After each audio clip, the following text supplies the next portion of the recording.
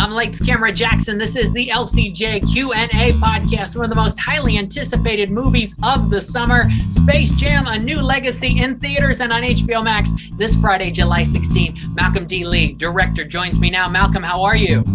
I'm great. I love your enthusiasm. Thank you, man. And guess what I also have from 1996? This poster of the original Space Jam. That's in good condition. It is. It's part of a whole coloring book that I love and have not colored in it. It's still preserved, but I love it. I love the first movie, and I really enjoyed this second one as well. What does the first Space Jam and the entire Looney Tunes universe of characters, what do they mean to you?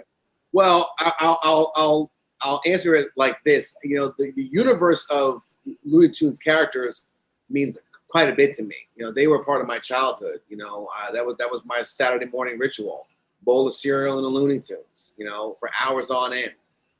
So I love the Looney Tunes. I did not see the original Space Jam movie when it first came out. You know, I was in film school, trying to be the next Orson Welles. You know, I'm wondering why was I not making movies already? I was doing short films in film school in my parents' basement. I was like, you know, and the last thing I wanted to do was watch what I considered a kid's movie. And so, you know, I didn't really see the first Space Jam until I started working on this. Wow. Well, it is fun. I remember watching it, I think, once in my house, and then it played all the time in the cafeteria of my elementary school on rainy days on VHS. It was a popular choice, but such an iconic movie. And in this, LeBron James, and I think fans of his are absolutely going to love what he does in this. And he turns into a 2D version of himself in the middle of the movie. How was it for him in the voice booth doing those lines? You know, LeBron is a consummate professional. You know, he loves being silly. He loves to laugh. You know, he was game for pretty much anything we wanted him to do. And, you know, when you're in the animation booth, you got to kind of push your voice even more, you know, and do a little bit more extreme sometimes. And he was game for all of it. And we did hours upon hours upon hours on end doing it. You know, and he had a very busy schedule. You know, he does have a day job, but you know, he's really fantastic. And, you know, that the 2D Toon LeBron, we were all like very excited about, and so was he. Cool. Yeah, it was the first time for me to see hand-drawn animation on the big screen in quite a long time, and it's gorgeous to look at the 2D sequences in this. And there's really a let's get the gang back together portion of the movie. What kinds of Looney Tunes studying did you do to satisfy the fans with bringing them all back in the way you do? You know, I have just such a love of them, and then I got a refresher already, and I was just reminded of why I love them so much. Daffy and Porky Pig, and you know, and Bugs Bunny, and Wile E. Coyote, and Roadrunner, who I did not have a great love for. You know, Coyote and Roadrunner. I mean, I'd watch them, but as a kid, I was like, why aren't they ever talking? You know, and so you know, but then you come to realize, well, that's just Charlie Chaplin, that's Buster Keaton. It's great physical comedy, you know, and you know, Coyote just keeps trying. So, you know, it was a little bit of a refresher. I'd have to ask, you know, Spike Brandt, who was our resident Tunes expert, you know, how would Porky do this, or what would be his reaction? What is Tweety's kind of thing, you know, that makes Tweety Tweety? Is Tweety a boy or a girl? Is Roadrunner a boy or a girl? You know, so you start to, you know, remind yourself of who these characters were. And, you know, then you hear their voice and you're kind of like, oh, wow, like this is why I love them so much. Yeah, they are such great characters. And I love the scene in this where they're all practicing in the spaceship, and it's so fast paced, which must have been a challenge for the animators. Could you tell them working with them that was a challenging sequence to put together? All the animated sequences were very challenging. I mean, you know, I think usually, from what my understanding is, like they would have done many of these things and made these decisions already before we started shooting, but that wasn't the case. You know, by the time I got on the movie, you know, there was a lot of things were very much in flux. But you know, something like that, which has got such fast pace and went through numerous iterations, by the way. You know, oh yeah, I mean, we threw a lot of things up against the wall. You know, we had a whole Toon training montage where they were riding bicycles and you know, lifting weights and running on, you know, like Rocky and Toon World. You know, There was all kinds of things that we were, experimenting with and trying and storyboarding out and pitching out.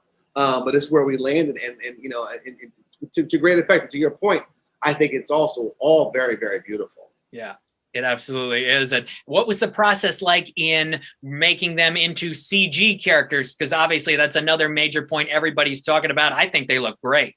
Thank you so much. That did take, a bit of doing, like we knew that, we wanted Al-G to be evil enough to like make them change and also bring them into the modern era. And then, by the end, make sure that they were, on theme with be yourselves, right? And be happy with that. So that process was, was a difficult one because the WAG artist had to teach the ILM artist about squash and stretch and about their expression, about creases in the lips when they're smiling, to be expressive in there, because and to get that charm that these 2D animators are able to get out of the tunes and translate that to CGI. Not an easy process, a long process, and a lot of nitpicking, a lot of like, okay, no, you know what? We've got to raise that eye. We got to like close the neck. We got to like make that more of a bell shape.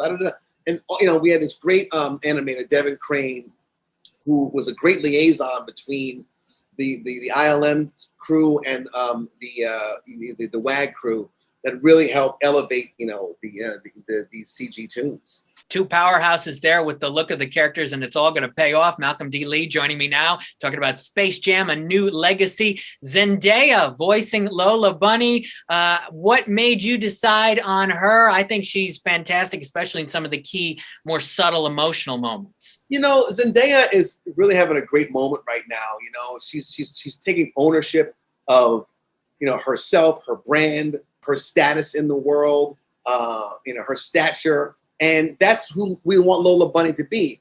Female empowerment, powerful, feminine, but, tough and strong, and, with a little bit of humor as well. So, she was the perfect person to play Lola Bunny. And we were so, fortunate that she agreed to do it. Yeah, I'm glad that she is in the film. And one of the really unbelievable things about this movie is how many characters you bring in for the basketball scenes. And your access to the Warner Brothers archive is just unbelievable. Did you know what you were getting into and how much access they were really going to give you? No, I did not know. But I'm so glad that they did give us access. I was a little bit greedy. I wanted a little bit more. Iron Giant, King Kong, Neo, the It Clown, the Captain Caveman. They weren't enough. And the Harry Potter kids. I wanted the Lego characters, and I wanted the Willy Wonka characters. You know what I mean? But you can't have everything. And we had a great presence from all those things. The TV show Batman, Tim Burton's Batman. It's all kinds of great IP that exists, and you start to realize, wow, what a track record that Warner Brothers has, and being able to pull all those characters to not only be at the game, to be this great spectacle, but also see what's not distracting from the game itself, and being able to go through all the different IP worlds to pick up the tunes. That's right.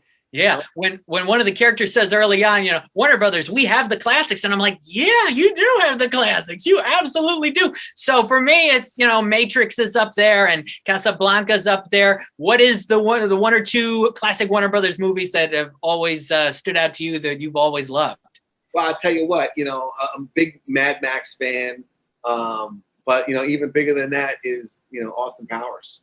Mm-hmm. Love the Austin Powers franchise. So glad we were able to include Austin Powers and Dr. Evil in this movie. Yeah, there are some big surprises for fans of those franchises and more in this movie. It's funny, when I was Googling today, classic Warner Brothers movies, the fifth film that came up on the list was The Hangover. And I thought, yeah, it is a classic. That's another classic Warner Brothers movie in a different sense, but it makes sense. We couldn't have the Wolfpack show up, though, Well, they're a little too far afield. I mean, it's like what would they? I mean, Zach Galifianakis would have been great. We could have got a Zach Galifianakis cameo. Yes, Listen, if you make another Space Jam movie, another Looney Tunes movie, we can get Zach Galifianakis in on this. That would be great. So as we wrap things up here, Malcolm, what do you honestly think after working with these Looney Tunes characters now so in depth on this big movie? What do you think their lasting appeal is? And what do you think a new generation of kids is going to get out of these characters after seeing this film? I hope they embrace them, like I did when I was a kid. They're charming, they're fun, they're funny, they're physical. They are classic, evergreen characters.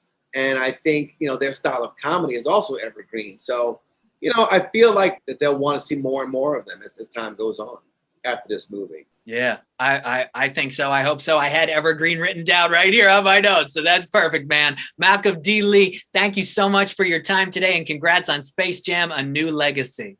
Much obliged. Thank you so much. All right, I'm Lights Camera Jackson. Thank you for listening to this LCJ Q&A podcast episode, Space Jam: A New Legacy, in theaters and on HBO Max this Friday, July 16th. I think it's going to be a slam dunk at the box office. I'm Lights Camera Jackson.